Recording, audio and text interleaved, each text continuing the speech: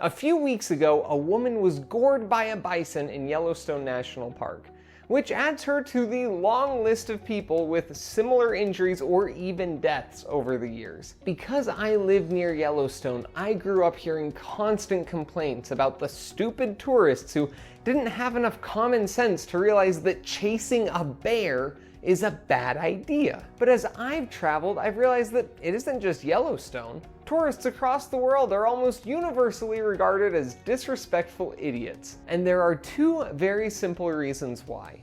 First, just math. The more people you have, the more potential bad actors you have. If an attraction draws 3 to 4 million people a year, like Yellowstone does, then you have decent odds that a few of those millions of people aren't the sharpest tools in the shed. But while that is an accurate reason, it isn't the most helpful explanation for the weird attitude about tourists. Because many cities have millions of people in them every day, and the people in those cities usually still hate tourists and see them as a problem, even if there's way less tourists than just normal residents. No, beyond just general human stupidity, there's a bigger problem at play here.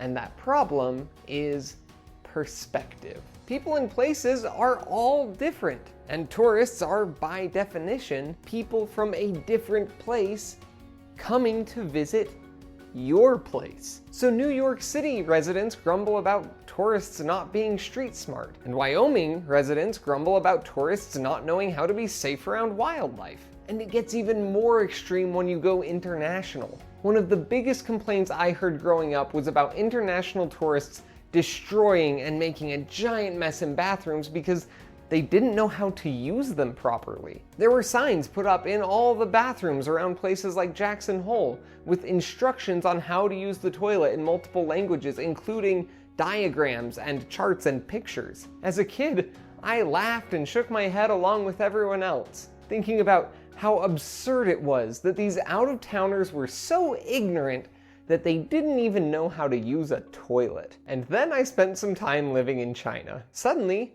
I was the one who didn't know how to use their bathrooms. I went to a handful of tourist attractions or parks where there were just deer and other wild animals that you could totally walk up and pet, take selfies with. It was fine. If the animals weren't safe, there were barriers and barbed wire and restrictions so that you couldn't get to them, and it all clicked into place. Of course, if I had lived my entire life in that environment and then I went to Yellowstone, it would feel chaotic, maybe even barbaric, to actually touch toilets with your body and just let people get gored by bison. Similarly, several times I've found myself in incredibly dangerous parts of big cities where I had no business being, simply because I had no clue what I was doing. Tourists are the perfect application of the old adage, if you judge a fish by its ability to climb a tree, it will spend its whole life believing it is stupid.